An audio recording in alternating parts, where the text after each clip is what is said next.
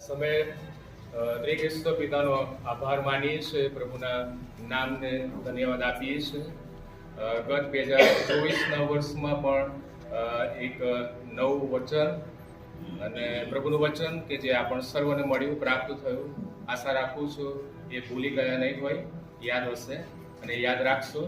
અને એ જ પ્રમાણે એક નવું વર્ષ પ્રભુએ આપણને આપ્યું. નવા વર્ષમાં આ મંડળીને માટે, આપણ સર્વને માટે પ્રભુએ એક નવું વચન આપ્યું છે. અને એ મુદ્રાલેખ અને એ આધાર વાક્યને આ સમયે પ્રભુના નામમાં આપણે ખુલ્લું મૂકીએ છીએ.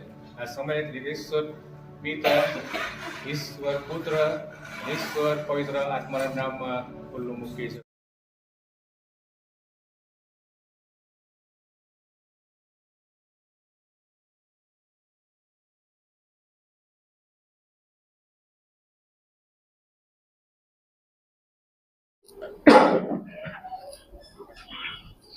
પ્રાર્થના કરી. પ્રભુ, અમે આભાર માનીએ છીએ તમારા જીવન અને પવિત્ર વચનોને માટે. 2025ના આ નવા વર્ષને માટે આભાર માનીએ છીએ, સ્વીકાર કરી આખું વર્ષ પ્રભુ વચન પ્રમાણે અમે આગળ વધીએ એવી કૃપા માંગીએ છીએ. પ્રાર્થના પ્રભુ ઈસુ ખ્રિસ્તના નામમાં. આમેન. લૂકની સુવાર્તા 2 અધ્યાય ને 21મી કલમથી 39મી કલમ સુધી પ્રભુનું જે વચન વાંચવામાં આવ્યું તે તરફ આપણે થોડોક સમય મનન કરવા માંગીએ છીએ. આધાર વાક્ય છે, આધાર વચન છે ગીતશાસ્ત્રનું પુસ્તક, તેનો 34મો અધ્યાય અને 14મી કલમ જે તમારી સામે છે. વિષય છે સંકલ્પનો શણગાર. જે આધાર વચન છે: બુંદાથી દૂર થા, ભલું કર, શાંતિ શોધ અને તેની પાછળ લાગ. બુંદાથી દૂર થા, ભલું કર, શાંતિ શોધ અને તેની પાછળ લાગ. સંકલ્પ. નવા વર્ષમાં એક સંકલ્પ આપણે કરીએ, આગળ વધીએ. અને પ્રભુનું વચન આપણને કોઈક બાબતો બતાવે છે, શીખવે છે. નવા વર્ષને માટે પ્રભુનું વચન છે પ્રભુ આપણને આપવા જઈ રહે છે.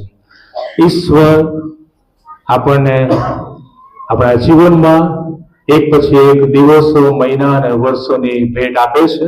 એના માટે પ્રભુનો આભાર માનીએ છીએ.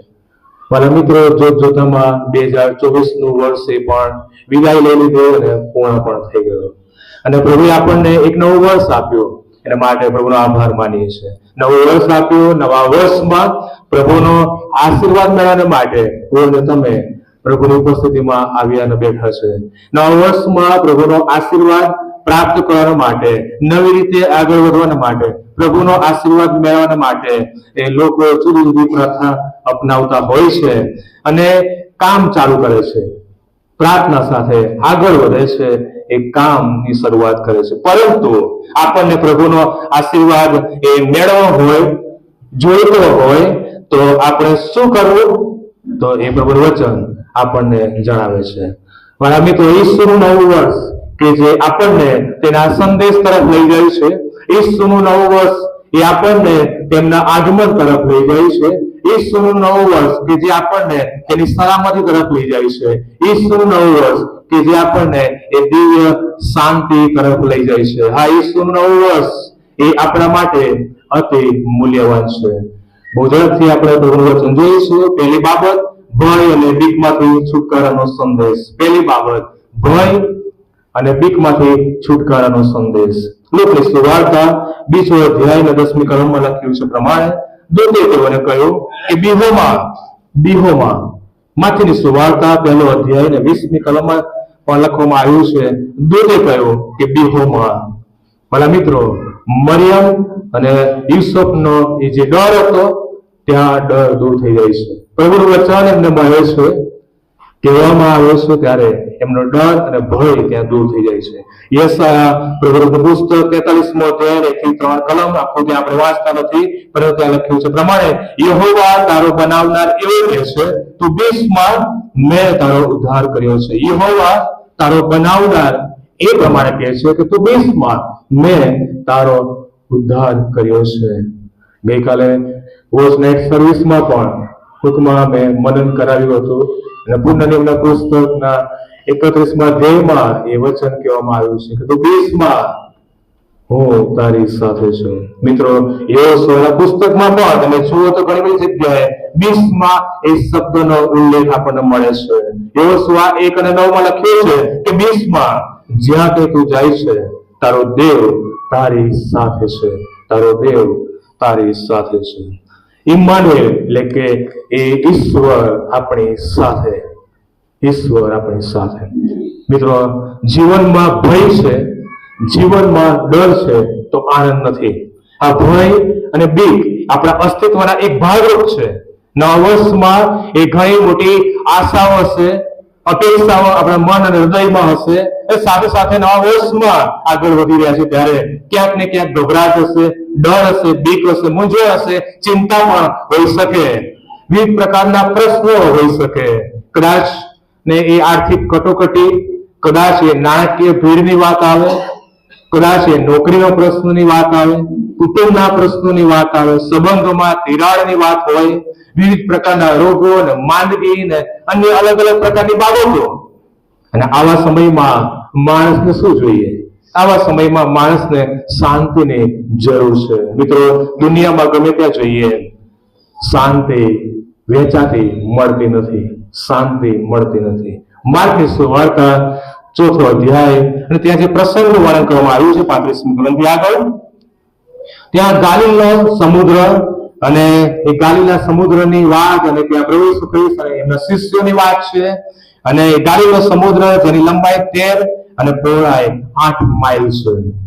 ઈસુ હોડીમાં શિષ્યોની સાથે છે, મુસાફરી કરી રહ્યા છે. સમુદ્રમાં અચાનક એ વાવાઝોડું ને તોફાન ઊભું થાય છે અને આવે છે. શિષ્યો ત્યાં ગભરાઈ જાય છે. એ તોફાન અને વાવાઝોડાથી એ શિષ્યો ડરી જાય છે. અને એવા સમયે એ પોકારી ઉઠે છે, સ્વામીને કહે છે, ઈસુને કહે છે, ઉપદેશક, શું તને અમારી કોઈ ચિંતા નથી? શું તને અમારી ચિંતા નથી? મારા મિત્રો, મનુષ્ય જીવનમાં ચિંતા, ટેન્શન, આર્થિક કટોકટી અને નિરાશાના સમયો આવે. હા, એ અઘરા સમયો, એ મુશ્કેલ સમય હોઈ શકે, તોફાની એ સમયો આવે જીવનમાં. કદાચ એ મૂંઝાવો પડે, સંઘર્ષનો સમય હોય, કદાચ એ હોડી એ ડૂબતી આપણને લાગે. સ્વાભાવિક છે વાલા મિત્રો, સ્વાભાવિક છે. અહીંયા ઈસુ પવનને ધમકાવે છે અને સમુદ્રને શાંત પાડે છે, સમુદ્રને શાંત પાડે છે. પ્રભુ હંમેશા આપણા પ્રત્યે વિશ્વાસુ છે અને વફાદાર છે, હંમેશા આપણી સાથે છે. 2024ના આ વર્ષે એ વિદાય લીધી છે અને નવા વર્ષમાં આપણે પ્રવેશ્યા છે ત્યારે પ્રભુનો આભાર માનીએ છીએ. 2024નું વર્ષ પહેલા, એ 2024 વર્ષ પહેલા પ્રભુ ઈસુ ખ્રિસ્ત એ આ જગતમાં શાંતિનો સરદાર બનીને આવ્યા અને શાંતિનો સંદેશ જગતને પ્રભુ ઈસુ ખ્રિસ્તે આપ્યો. પરમ ઊંચામાં દેવને મહિમા થાવ. દૂતોએ પણ એ શાંતિનો ગીત ગાયો અને શાંતિનો સંદેશ પ્રભુ ઈસુ ખ્રિસ્તે આપ્યો. આવાલા મિત્રો, આજે માનવજાત શાંતિ ઝંખે છે પણ શાંતિ બીજે ક્યાંય મળતી નથી, માત્ર ને માત્ર પ્રભુ ઈસુ ખ્રિસ્તમાં છે. આવો પવિત્ર બાઇબલમાં પ્રભુ ઈસુ ખ્રિસ્તે આપેલ શાંતિના સંદેશને આપણે મેળવીએ, અપનાવીએ અને જે મુદ્રાલેખ છે શાંતિ અને આધાર વચન છે ભૂંડાથી દૂર થા, ભલું કર, શાંતિ શોધ અને તેની પાછળ લાગ. મિત્રો, નવા વર્ષની શરૂઆત આપણે કરીએ છીએ ત્યારે આપણે આત્મ તપાસ કરવાની જરૂર છે. આપણે ચિંતન કરવાની જરૂર છે કે હા, ગત વર્ષમાં અને સમયમાં હું કેવું જીવન જીવ્યો કે જીવી? ગત વર્ષમાં અને સમયમાં હું કેવું જીવન જીવ્યો? મેં શું કર્યું પ્રભુને માટે? ગત વર્ષ જે પૂર્ણ થઈ ગયો, વિદાય લીધી, અને એ બધા સમયના વર્ષમાં મેં પ્રભુને માટે શું કર્યું? મેં શું મેળવ્યું? હા, મેં સારા કાર્યો કર્યા કે પછી મેં ભૂંડાઈના જ કામો કર્યા? હા, મેં સેવાના કાર્યો કર્યા ખરા? શું હું પ્રભુને માટે વપરાયો ખરો? પ્રભુને મેં મારા જીવન દ્વારા મેં મહિમા આપ્યો? મેં કોઈના આંસુ લૂછ્યા કે પછી કોઈની આંખમાંથી મેં આંસુ પડાવ્યા? વિચારીએ વાલા મિત્રો, શું આપણે કોઈની મદદ કરી ખરી? અમારા મિત્રો, પ્રભુનું ભજન અને સંગતમાં આપણે સમય વિતાવ્યો ખરો કે પછી જગતની બાબતોમાં જ આપણે રહ્યા અને જીવ્યા અને પૂરું કર્યું? આધાર વચન પ્રમાણે ભલો કરીએ, પ્રભુની અમૂલ્ય શાંતિનો અનુભવ કરીએ, પ્રાપ્ત કરીએ અને પ્રભુમાં આગળ વધીએ. બીજી બાબત આજ્ઞા પાલનનો સંદેશ છે. 23 અને 24 કલમમાં લખ્યું છે પ્રમાણે પ્રભુના નિયમ શાસ્ત્રમાં લખ્યું છે કે પહેલો અવતરેલો દરેક નર પ્રભુને સારો પવિત્ર કહેવાય. તેઓ પ્રભુની આગળ રજૂ કરવાને તથા પ્રભુના નિયમ શાસ્ત્રમાં ફરમાવ્યા પ્રમાણે એક જોડ ઘોડાનો અથવા કબૂતરના બે બચ્ચાનો યજ્ઞ કરવા સારો તેઓ તેને યરુશાલેમ લાવ્યા. ઈસુના જન્મ પછી યુસુફ અને મરિયમ એ યરુશાલેમના મંદિરમાં એ બાળ ઈસુને એ રજૂ કરે છે. પ્રભુની આગળ, ઈશ્વરની આગળ બાળ ઈસુને યુસુફ અને મરિયમ લઈ જાય છે મંદિરમાં અને રજૂ કરે છે શુદ્ધિકરણનું અર્પણ કરવાના માટે. ત્યાં લખ્યું છે કે તે પ્રમાણે તેઓ હાજર થયા. લખ્યું છે પ્રમાણે, નિયમ શાસ્ત્રમાં લખ્યું છે પ્રમાણે હાજર થયા. એઝરા 7 અને 10 ત્યાં લખ્યું છે કે પ્રભુના નિયમનું સંશોધન કરીને તેને પાળવામાં, વિધિઓ અને હુકમો શીખવામાં પોતાનું મન લગાડ્યું. મારા મિત્રો, આપણે આ જ કરવાનું છે. એક નવો સંકલ્પ હતો અને એ ઇઝરાએ કર્યું. સંશોધન કરવામાં, પાળવામાં, વિધિઓ હુકમો શીખવામાં પોતાનું મન લગાવ્યું. મારા મિત્રો, આજ્ઞા પાલન એ ખ્રિસ્તી જીવનનું પ્રથમ એ પગલું છે. જૂના કરારમાં તમે જુઓ, ઇબ્રાહિમની વાત આવે, મૂસાની વાત આવે, યહોશુઆ અને એક જે પ્રબોધકો બધા થઈ ગયા, એ લોકો પણ પ્રભુમાં અને આજ્ઞા પાલનમાં જીવ્યા અને સેવા. મિત્રો, સમય પણ પ્રભુની આજ્ઞાનું પાલન કરે છે. સમય પણ પ્રભુની આજ્ઞાનું પાલન કરે છે. પણ માણસ એ પ્રભુની આજ્ઞાનું પાલન કરતો નથી. માણસ એ સમયનું અને પ્રભુની આજ્ઞાનું પાલન કરતો નથી. આવો નવા વર્ષમાં આપણે નવી રીતે આગળ વધીએ અને નવા વર્ષમાં પ્રભુની આજ્ઞાનું પાલન કરીએ. સીએનઆઈ ગુજરાત ડાયોસીસનો 2025ના વર્ષનો મુદ્રાલેખ ઈસુ તારનાર અને એ પસંદ કરવામાં આવ્યો. Jesus is the saviour. લુકની સુવાર્તા 2 અધ્યાય ને 11મી કલમ. એને પણ અને મિત્રો આપણે કેન્દ્ર સ્થાને રાખીએ. જે મુદ્રાલેખ છે ઈસુ તારનાર. ખરેખર આવાના મિત્રો, ઈસુ એ તારનાર બનીને જગતમાં આવ્યા. ઈસુ એ મુક્તિદાતા બનીને આ જગતમાં આવ્યા. ઈસુ જે આપણા તારનાર છે, ઈસુ જે આપણા મુક્તિદાતા છે અને તેની આજ્ઞાનું આપણે પાલન કરીએ અને તેના માર્ગમાં ચાલીએ. આવાના મિત્રો, નવા વર્ષમાં તમારા જીવનનું ધ્યેય કયું છે? તમારા જીવનનું ધ્યેય કયું છે? નવા દર્શન સાથે, નવા ધ્યેય સાથે આવો આપણે આગળ વધીએ. ત્રીજી બાબત અર્પણનો સંદેશ છે. 28 થી 32 કલમ. નિયમ શાસ્ત્રની વિધિ પ્રમાણે ત્યાં લખ્યું છે, નિયમ શાસ્ત્રની વિધિ પ્રમાણે પ્રભુ ઈસુનું અર્પણ ત્યાં કરવામાં આવે છે. સિમિયોનની વાત છે. બાળ ઈસુને ખોળામાં લઈને દેવની સ્તુતિ કરીને કહ્યું કે સ્વામી, તારા વચન પ્રમાણે તું તારા દાસને શાંતિથી જવા દેશે. મારી આંખોએ તારું દારણ દીઠું છે, તે પ્રકાશરૂપ છે. અર્પણનો સંદેશ એ સિમિયોન એ બાળ ઈસુના હાથમાં લે છે અને દેવની સ્તુતિ કરતા કહે છે કે પ્રભુ, તારા વચન પ્રમાણે તું તારા દાસને શાંતિથી જવા દે છે. ન્યાયી પ્રભુનો વિશ્વાસુ અને ન્યાયી ભક્ત સિમિયોન અને એ આશીર્વાદ આપે છે. નવા વર્ષનો આશીર્વાદ મેળવવા માટે આપણે પ્રભુ ઘરમાં આવ્યા છે. આશીર્વાદ મેળવી પ્રાપ્ત કરી આગળ વધીએ. ખ્રિસ્તી જીવનમાં અર્પણ પણ એ જરૂરી છે. મહત્વની બાબત એ અર્પણ છે. હજકેલનું પુસ્તક તેનો 45મો અધ્યાય અને 18મી કલમમાં પહેલા માસની પહેલીએ શુદ્ધ અને પવિત્ર અર્પણ લાવો. શુદ્ધ અને પવિત્ર અર્પણ લાવો. મિત્રો, આપણે જીવનમાં ઘણું બધું કરીએ છીએ પણ અર્પણ નથી. ઘણું બધું કરીએ છીએ પણ અર્પણ નથી. ઈસુના જન્મ સમયે માગીએ અર્પણ કર્યું અને બાળ ઈસુનું ભોજન કર્યું. તેમ આપણે પણ એ રોમીયો પત્ર 12મો અધ્યાય ને 1લી કલમ પ્રમાણે પ્રભુ ઈસુ ખ્રિસ્તને આપણા જીવનનું સ્વાર્પણ કરીએ, અર્પણ કરીએ. ઉપલી મેળીનું આજના દિવસનું એ વાંચન રોમીયોનો પત્ર 12મો અધ્યાય અને 1લી કલમ. જો નથી વાંચ્યું તો ઘરે જઈને વાંચી લેજો. જે અર્પિત છે તેની પાસે અર્પણ છે, જે અર્પિત છે તેની પાસે અર્પણ છે. મિત્રો, આપણે વેદી પાસે જીવતું અર્પણ લઈને આવીએ.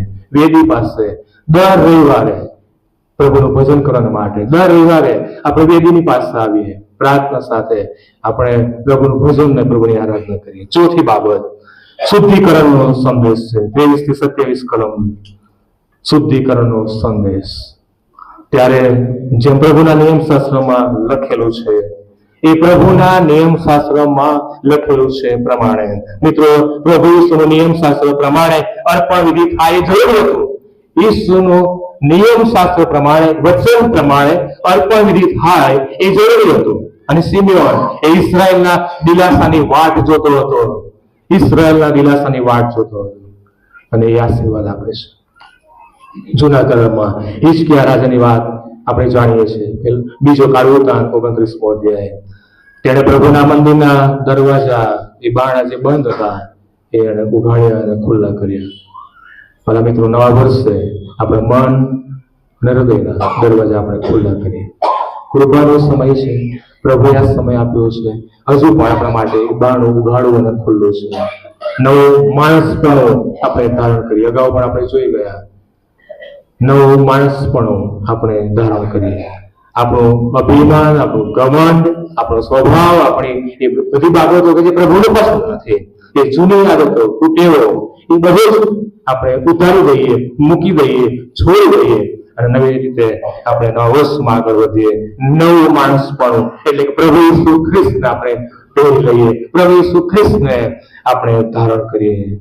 અમારા મિત્રો, નવા માણસપણામાં પ્રભુ આપણા હૃદયનું નવીનીકરણ કરવા માંગે છે. નવા વર્ષમાં પ્રભુ આપણને એ ભરપૂર એના આશીર્વાદો આપવા માંગે છે. શું આપણે મેળવવા માટે તૈયાર છે ખરા? પ્રભુના એ વચન રૂપી આશીર્વાદો પ્રાપ્ત કરીએ. પાંચમી બાબત કાર્ય કરવા માટેનો સંદેશ. 39મી કલમમાં લખ્યું છે, પ્રભુના નિયમ શાસ્ત્ર પ્રમાણે બધું કરી ચૂક્યા પછી તેઓ ગાલિલમાં પોતાને ઘેર પાછા ગયા. પ્રભુના નિયમ શાસ્ત્ર પ્રમાણે બધું કરી ચૂક્યા પછી તેઓ ગાલિલમાં પોતાને ઘેર પાછા ગયા.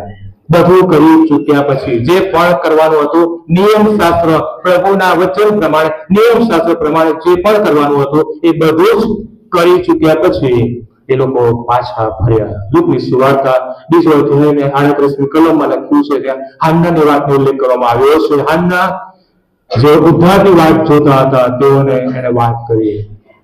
જે ઉદ્ધારની વાત જોતા હતા એ પ્રગટ કરી. ગઈકાલે રાત્રે સાક્ષીનો સમય હતો. ઘણાએ સાક્ષી આપી, પ્રભુએ મારા જીવનમાં કાર્ય કર્યું, બચાવ કર્યો અને આશીર્વાદો આપ્યા વગેરે ઘણી બધી બાબતો. અને ક્યાંક ને ક્યાંક આપણે પ્રભુ ઈસુ ખ્રિસ્તને, આપણા ખ્રિસ્તીપણાને આપણે પ્રગટ કર્યું છે અને કરી રહ્યા છે અને કરતા જ રહીએ એ જરૂરી છે. નવું વર્ષ કાર્ય કરવા માટેનો સંદેશ આપણને આપે છે. અહીંયા હાન્ના જેઓ ઉદ્ધારની વાત જોતા હતા તેઓને એ વાત કરે છે, સાક્ષી આપે છે. આપણે પણ આ નવા વર્ષમાં પ્રભુને માટે વપરાઈએ, સાક્ષી કરીએ. ફરી એકવાર એઝરા 7:9-10 કલમ. અને એઝરાએ શું કર્યું? સંશોધન કરવામાં, પાડવામાં, શીખવામાં પોતાનું મન પરોવ્યું. સંશોધન કરવામાં, વચનનું સંશોધન આપણે કરીએ, વચનનું સંશોધન કરીએ, એનું ખોદકામ કરીએ, એનો અભ્યાસ કરીએ, એને પાડવામાં, જે વચન આપવામાં આવ્યું છે એ વચનને આપણે પાડીએ. અને ત્રીજી બાબત, શીખવામાં મન લગાવીએ. જે આપણે મેળવ્યું છે તેને આપણે બીજાને વહેંચીએ, બીજાને આપણે શીખવીએ. આપણા પૂરતું ના રાખીએ પણ આપણે બીજાને આપીએ, બીજાને આપણે શીખવીએ. નવા કરારમાં પ્રેરિત પાઉલ તેના કાર્યને પૂર્ણ કરનાર હતો. એનું કારણ પ્રભુ તેનામાં કાર્યરત હતા, પ્રભુ તેની સાથે હતા, પ્રભુ તેનામાં કાર્યરત હતા. ભલા મિત્રો, તમે પ્રભુની સાથે કામ કરો, મંડળી વૃદ્ધિ પામશે. સાથે રહીને જોડીએ, આવો પ્રભુની સાથે આપણે જોડીએ, આપણે કામ કરીએ, મંડળી એ વૃદ્ધિ પામશે. પ્રભુના લોક તરીકે આ નવા વર્ષમાં આપણે સંકલ્પ કરીએ, પ્રભુના લોક તરીકે, પ્રભુના બાળકો તરીકે આ નવા વર્ષમાં આવો આપણે સંકલ્પ કરીએ કે હું જ્યાં પણ હોઈશ, જે જગ્યાએ પ્રભુ મને રાખ્યો છે, હું જ્યાં કંઈ પણ હોઈશ ત્યાં મારા ખ્રિસ્તીપણાથી મારી આગવી ઓળખ, મારી છાપ એ હું ઊભી કરીશ અને પ્રગટ કરીશ. આ ભલે તમે શિક્ષકમાં સેવા આપતા હો, નોકરી કરતા હોય, ડોક્ટર હોય, ઓફિસર તરીકે, નર્સ તરીકે, ધંધામાં કોઈ જગ્યાએ પ્રવૃત્ત હોઈ શકો, જ્યાં પણ જે પણ આશીર્વાદ પ્રભુએ આપ્યો છે, જ્યાં પણ આપણે છીએ ત્યાં આપણી છાપ, આપણી સાક્ષી આપણે ઊભી કરીએ. પ્રભુ ઈસુને આપણા જીવન અને આપણા કાર્યક્ષેત્રના આગેવાન બનાવીએ. હવે મિત્રો, નવા વર્ષમાં હબ્બાકુકની પ્રાર્થનાને આપણે યાદ કરીએ.